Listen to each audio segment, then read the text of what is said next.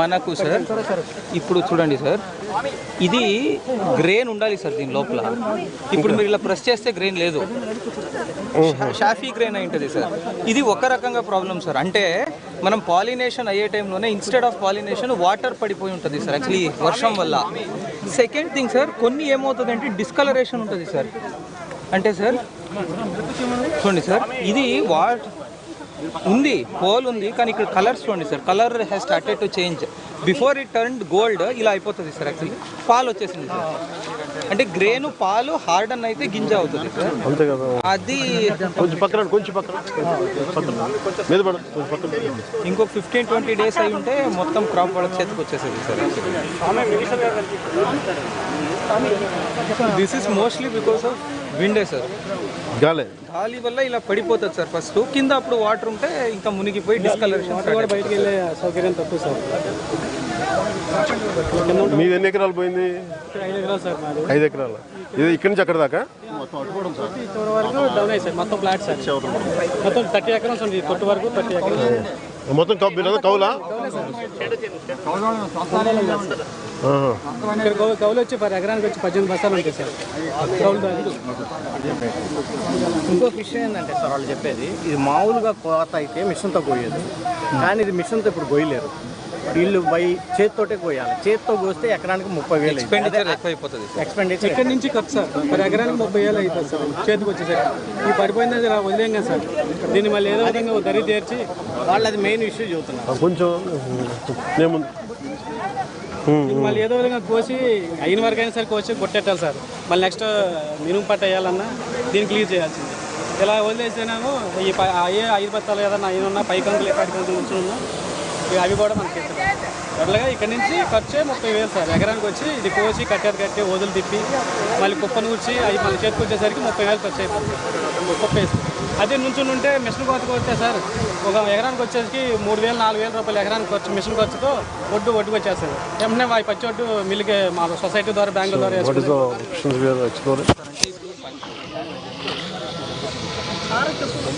జరిగిన తర్వాత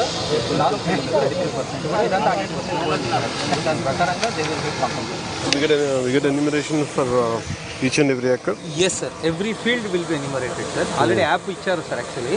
ఇంకా 2-3 డేస్లో ఎన్యూమరేషన్ కంప్లీట్ చేస్తాం సార్. ఐ థింక్ అది అయిన తర్వాత 4-5 days they should be getting complete. అంటే ఇది మొత్తం వస్తుంది మంచి ఇస్తారో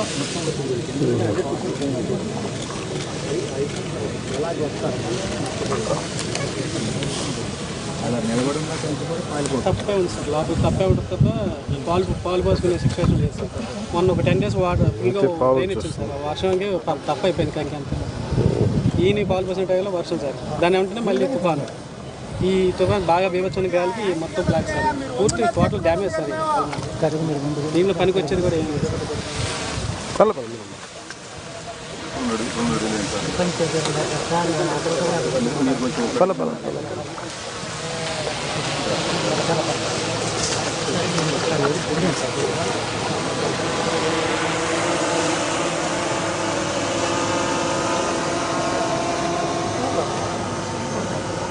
మెయిన్ ఈ ఏరియాలో ఎప్పుడు ప్రాబ్లమ్ సార్. ఇది Diviseema sir actually. If you recollect sir 1977లో కూడా మేజర్ సైక్లోన్ ఇదే ఏరియా సార్ యాక్చువల్లీ. అది కొంచెం కృష్ణా జిల్లాలోనే కొంచెం బయటకు వచ్చినట్టు ఉంటుంది సార్ యాక్చువల్లీ. దానివల్ల it gets expose to more winds very often sir actually. దానివల్ల వేరే చోటు ఉన్న ఇంపాక్ట్ కన్నా ఇక్కడ ఇంపాక్ట్ ఎక్కువ ఉంటుంది సార్. ఇప్పుడు డిస్ట్రిక్ట్లో సార్ మనకు టోటలీ పడిపోయిన చెట్లలో దాదాపు 80% చెట్లు ఇదే ఏరియా సార్. ఇంకొక 3-4 మండల్స్లోనే ఉన్నాయి. So they are very vulnerable sir. రెండోసారి అవుట్ ఫాల్స్ గత ప్రభుత్వం దాన్ని నెగ్లెక్ట్ చేసింది. అవుట్ ఫాల్స్ గేట్లు మీరు కూడా అవునవునవునవును అది 38 కోట్లతో గవర్నమెంట్కి వెళ్ళింది. అది అయితే తప్ప 5,000 ఎకరాలు వాళ్ళ సముద్ర నీరు వచ్చి పంట పండించుకుంటారు సార్. కాన్సెప్ట్ ఏమంటే సార్, ఈ డ్రైనేజ్ మురికి కాలువ వాటర్ సముద్రానికి వెళ్ళాలి సార్. ఈ అవుట్ ఫాల్స్ లూయిస్ ఉంటే ఇది వెళ్తుంది అక్కడి నుంచి కాదు. బట్ ఇప్పుడు అవుట్ ఫాల్స్ లూయిస్ లేదు కనుక we cannot control sea water intruding into drainage sir. దానివల్ల కూడాను ఇనండేషన్ ఎక్కువైపోతుంది సార్. అప్పుడు పంట నష్టం ఎక్కువవుతుంది సార్. అందులో సముద్ర మట్టాలు పెరుగుతున్నాయి సార్. దానివల్ల కూడా అంటే సముద్రం నీరు ఇటు వచ్చేస్తుంది. కోట్ ఎక్కినప్పుడు దాంట్లో ఏంటంటే మొత్తం కోర్టు వచ్చేస్తూ ఉంటుందా? కోట్ వచ్చినప్పుడు వాటర్ కిందకి వెళ్తారు. జగదట్టేసినప్పుడు ఈ పొలాల నీరు బయటకు వెళ్తారు. ఎలా రెండు మండలాల్లో చేరుతుంది. పర్మనెంట్ సొల్యూషన్ దీనికి మళ్ళీ కట్టడానికి వస్తుంది. పాత టీషర్ట్ కొత్తగా అవుట్ఫాల్స్ లూయిస్ని కరెక్ట్గా పెడితే సార్ మానిటరింగ్ అయిపోతుంది సార్. ఇంకా మనం అక్కడ నుంచి వచ్చే వాటర్ ఇటువైపు రాదు, ఓన్లీ ఇక్కడ నుంచి అక్కడ పంపించే వాటరే ఉంటుంది సార్. దానివల్ల at least 50% of the irritation straight away తగ్గిపోతుంది సార్.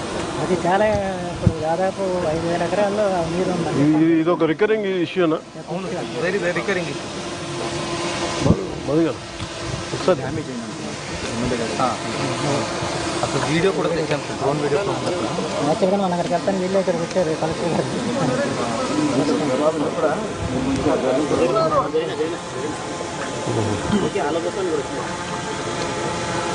ఇవన్నీ తీసి మళ్ళీ కొత్త కట్టి గేట్లు పెట్టాలండి. ఇదంతా మా రీకన్స్ట్రక్ట్ చేయాలి. అప్పుడు మీరు కూడా వచ్చి మాట్లాడుతుంది. లాక్లైన్ చెప్పారు. ఇక్కడ అయితే ఇలా ఉందండి. మా దగ్గర మా ఏరియా అంతా మొత్తం తప్ప 90% అసలు పాలు పోసుకున్న టైం అన్నది ఈ టైం. ఇది కూడా అదే ఉంది కదా. ఇది కొన్నే ఉన్నాయి, ఇక్కడంతా పాలే ఉన్నాయి. అదే కొంచెం ఒక రోజు అటు ఇటు అంతే కదా, 2-3 రోజులు పడుతుంది యాక్చువల్. రేట్ క్రాప్స్ ఇక్కడ అంతా తాలే సార్.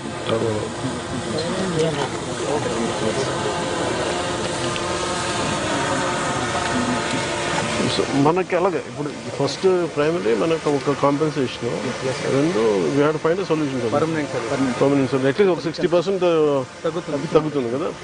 సార్ ఇప్పుడు రికలెక్ట్ సార్, విజయవాడ ఫ్లడ్స్లో కూడా సార్, విజయవాడలో వాటర్ అన్ని రోజులు ఉండడానికి కూడా కారణం వెనక్కి పోటు సార్. యాక్చువల్లీ అప్పుడు సముద్రం was not observing the water sir. Actually అప్పుడంటే అప్పుడు అఫ్కోర్స్ సార్, అప్పుడు పౌర్ణమి అది ఉంటుంది. బట్ ఇక్కడ సిమిలర్ సినారియో ఇక్కడ వేరే టైంలో కూడా అది వచ్చేస్తుంది. ఎదురు నీరు వస్తూ ఉంటే ఈ నీరు అట్లా వెళ్తుంది కదా. అంతే కదా. ఒకసారి దీన్ని ఒక మీటింగ్ కూర్చున్నాం సార్. లాస్ట్ టైం కూడా మరి కోటింగ్ పోస్ట్ ఇచ్చారు సార్. ఇది కూడా ఇవాళ అయితే వీళ్ళు ఓకే కదలం మీకు కదలండి.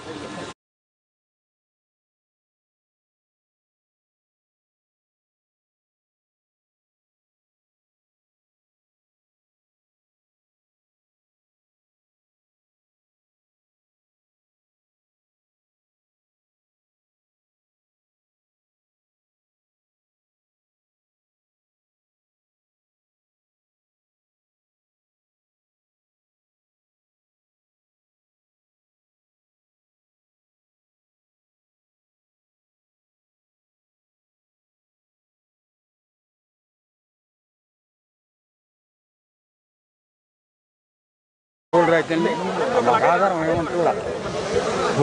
ఆధారం ఉంటుందా?